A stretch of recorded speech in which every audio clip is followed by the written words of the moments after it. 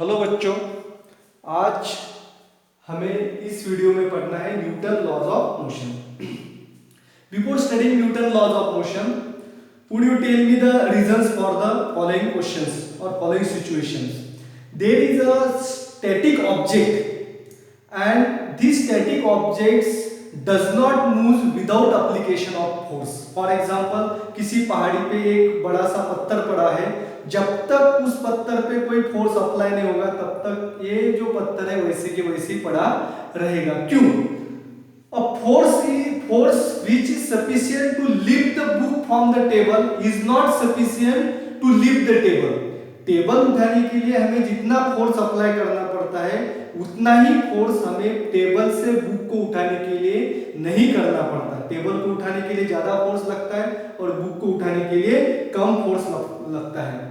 The fruits on the trees are fall down when its branches are shaken. कोई भी पेड़ है जिसके ऊपर फल लगे हैं, उसकी टहनी को अगर हम शेक करेंगे तो फल अपने आप नीचे गिरते हैं। And the moving electric fan, if it is switched off, it remains in the state of motion for some time. यानी कि इलेक्ट्रिक फैन जो है बंद करने के बावजूद भी कुछ समय तक घूमते रहता है। तो ये सब जो क्वेश्चंस है, इस सब क्वेश्चंस का एक ही रीजंस आपके ख्याल में आया होगा। Last year we had studied about the inertia. All these things are related with inertia. Inertia क्या है? Inertia is an tendency of an object to resist the state of rest or uniform motion in a straight line. कोई भी object है उसकी एक tendency होती है, it is the inability of object to change the state of rest. हर वस्तु जो है वो रेस्टिंग स्टेट में है, स्थिर है तो स्थिर ही रहेगी, और मोशन में है तो मोशन में ही रहना पसंद करती है, और इसी को क्या कहते हैं? इनर्शिया। जब हम टेबल को उठाते हैं, inertia it depends upon mass. Inertia is the physical quantity, it depends upon mass. Inertia किस पे डिपेंड है? मास के ऊपर। इसीलिए टेबल का मास ज्यादा है तो उसे ज्यादा फोर्स लगेगा, बुक का मास कम है तो उसे मास कम, उससे फोर्स कम लगता है। स्टेशनरी ऑब्जेक्ट जो है जिससे मास होने की वजह से स्टोन जो है वो पहाड़ पे खड़ा है, उसको अगर हम फोर्स अप्लाई करेंगे तभी उसमें क्या होगी? मोशन होती है। All this things we have studied in last year, and Newton first law of motion is related with the this tendency inertia. Therefore Newton first law of motion is also called as law of inertia. तो इस law को inertia भी, law of inertia भी कहते हैं। तो Newton first law को पढ़ने के पहले आप हमको एक एक्सपेरिमेंट करना है। अब आप देख रहे होंगे मेरे हाथ में एक ग्लास है, ग्लास के ऊपर मैंने एक कार्डबोर्ड रखा है और उसके ऊपर I have kept a 5 rupees coin. Now what I am going to do here, I am going to flick the card hardly. Then observe what will happen. Before the experiment, what are the conclusions? Experiment करने के पहले हमें क्या conclusion मिलेगा? जब मैं इसको click करूंगा तो कार्ड के साथ ये 5 रुपीस का कॉइन भी क्या हो जाएगा? उसके साथ उड़ जाएगा। तो अब देखते हैं हम क्या होते हैं। I am going to click the card. फिर से करेंगे, इसे हार्डली क्लिक करना है। अभी आपने देखा होगा कि कार्ड जो है वो उड़ गया है, लेकिन 5 रुपए का कॉइन जो है वो ग्लास के अंदर गिर गया। तो ऐसा क्यों होता है? Why this thing happens?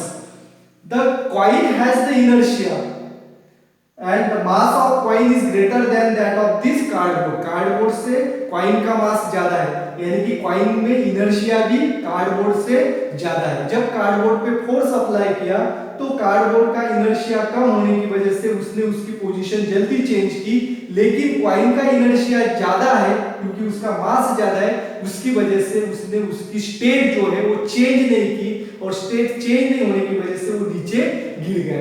यही होता है when we shake the branches of trees having the fruits। जब जिस पेड़ के ऊपर फल लगे उसको हम जब क्या करते हैं, हिलाते हैं तो फ्रूट्स जो है वो वही जगह पे रहते हैं, वो हिलते नहीं। Suppose this is the fruit attach to the branches, वो हिलते नहीं, लेकिन ब्रांच जब हिलेगी तो उसकी स्टेट चेंज नहीं होती, वैसे के वैसे रहता है और ब्रांच से फिर वो नीचे गिर पड़ता है। और एक एग्जांपल हम पढ़ेंगे न्यूटन्स फर्स्ट लॉ पढ़ने के पहले। Have you seen the tug of war, रस्सी खींच। टग ऑफ वॉर में क्या होता है, एक रस्सी होती है और दोनों छोर से दोनों जो है टीम उसको खींचते और बीच में सेंटर में वहां पे क्या होता है, नॉट होता है। और this is the central line, suppose this one is the central line and the position. If both the teams applied the equal force on both the direction at that situation, the center of the rope remains static. जब दोनों team एक जैसा force apply करेंगे तो जो रोप का centre है वो क्या रहेगा, स्थिर रहेगा, स्टैटिक रहेगा, वो मूव नहीं होता है। It means that the forces act on both the sides are equal. दोनों साइड से जो फोर्स अप्लाई हो रहे हैं वो क्या है, इक्वल फोर्स। तो इक्वल फोर्स इसका अर्थ क्या है, these are the balance force. वो क्या है, बैलेंस फोर्स है। What will happen if the net force, if the force act on this side, this one is A and this one is B side, if this team applies the more force than that of the team B, then what happens, the net force act on the rope is in the direction of greater force and therefore the rope can move in the direction of greater force। अब इस दिशा में force बढ़ गया तो force बढ़ने की वजह से नॉट जो है वो इस दिशा में क्या होगी, मूव होगी। और मूव क्यों होगी, क्योंकि नेट फोर्स जो है इसके ऊपर बढ़ गया है। फॉर एग्जांपल पहले जो है टीम बी ने 10 न्यूटन फोर्स अप्लाई किया, टीम ए ने भी 10 न्यूटन इतना फोर्स अप्लाई किया, लेकिन बाद में टीम ए का फोर्स बढ़ गया, कितना, 2 न्यूटन। कितना बढ़ गया, 2 न्यूटन, यानी कि टोटल फोर्स हो गया यहाँ पे 12 Newton.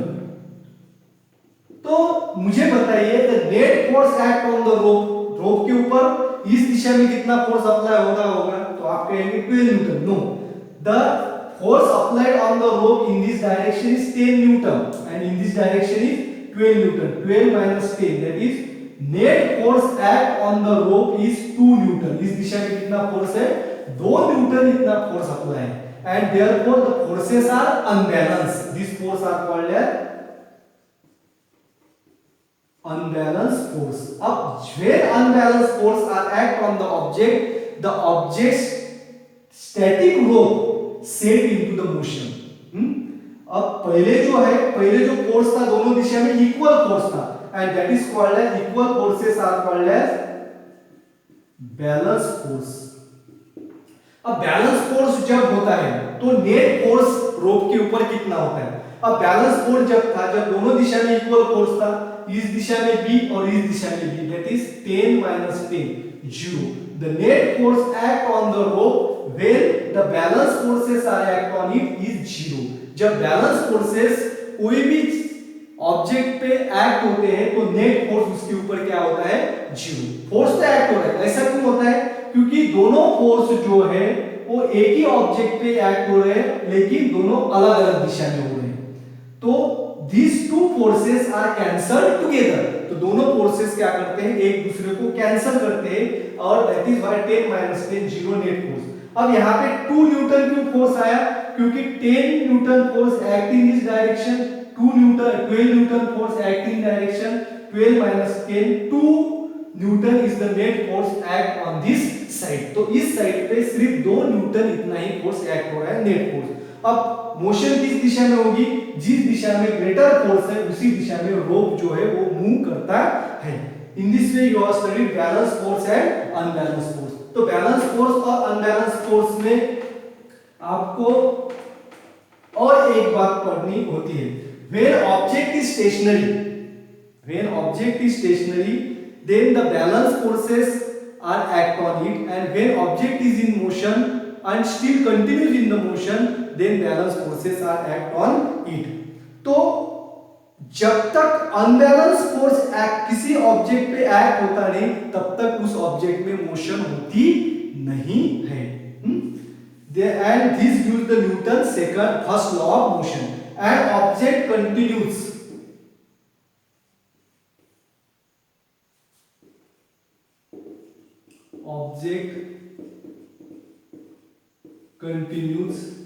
in a state of rest or in a state of uniform motion along a straight line unless an external unbalanced force act on it. An object continues in state of rest or in a state of uniform motion along a straight line unless an external unbalanced force act on it, and this is the statement of Newton's first law of motion. Newton first law of motion का यह क्या है statement है। तो इस statement से हमें पता चलता है कि जब तक अनबैलेंस फोर्सेस एक्ट नहीं होते तो रेस्टिंग ऑब्जेक्ट रेस्टिंग स्टेट में रहेगा और स्टेशनरी ऑब्जेक्ट स्टेशनरी स्टेट में ही रहेगा। फॉर एग्जांपल अब यहाँ पे एक पेंडुलम हम लेंगे। ये पेंडुलम का बॉब, ये है स्टिंग, एक स्टिंग से हम एक बॉब को क्या किया अटैच किया, बॉब है वेट है, तो ये बन गया pendulum. No pendulum is stationary, pendulum क्या है स्टेशनरी। अब जब कोई भी object when an object is at rest और uniform motion at that in a straight line it does not mean that no force is act on it. जब कोई object stationery है तो इसका अर्थ ये नहीं कि इसके ऊपर कोई फोर्स एक्ट नहीं होता है। अभी इस पेंडुलम के ऊपर दो फोर्सेस है। पहला तो है gravitational force, gravitational force pulls the Bob of pendulum in vertically downward direction, ऊपर की नीचे, ऊपर से नीचे की दिशा में। और दूसरा फोर्स है tension in the string, string में जो टेंशन है वो बॉब को ऊपर खींच रहा है। अब कोई भी चीज हम उठाते हैं तो उठाते वक्त क्या करते हैं, उसके ऊपर हम ऊपर की दिशा में फोर्स अप्लाई करते हैं, बराबर। क्यों अप्लाई करते हैं, that is the tension and उसे ग्रेविटेशनल फोर्स नीचे की दिशा में। अब जब यहाँ पे ये ऑब्जेक्ट के ऊपर बैलेंस फोर्स एक्ट है या बैलेंस फोर्स एक्ट होने की वजह से ये रेस्टिंग स्टेट में है, फिर भी इसके ऊपर कितने फोर्सेस है, टू फोर्सेस यहाँ पे काम कर रहे हैं।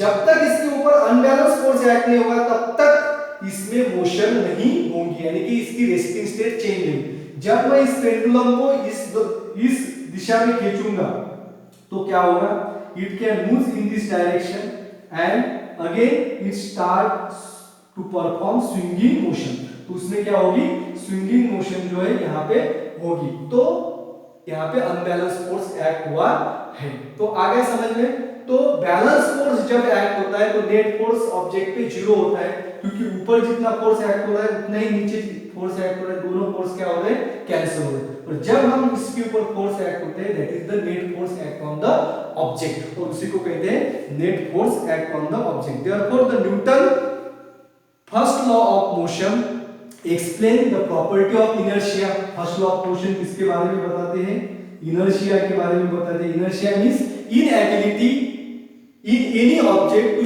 change the state of rest or of uniform motion in a straight line, and also it gives the explanation of unbalanced force। unbalanced force के बारे में हमें न्यूटन फर्स्ट लॉ जानकारी देता है। तो unbalanced force के बारे में, जब तक कोई भी ऑब्जेक्ट पे अनबैलेंस फोर्स एक्ट नहीं होता तब तक उसमें मोशन नहीं होती है, और जब तक कोई भी ऑब्जेक्ट मोशन में है उस पे अनबैलेंस फोर्स एक्ट नहीं होता तो वो जो है उसकी मोशन जो है स्टॉप नहीं होती है। फॉर एग्जांपल मैं बाइसिकल चला रहा हूँ, बाइसिकल जब मैं चलाता हूँ तो बाइसिकल को स्टॉप करने के लिए मुझे क्या अप्लाई करना पड़ता है, ब्रेक अप्लाई करने के लिए।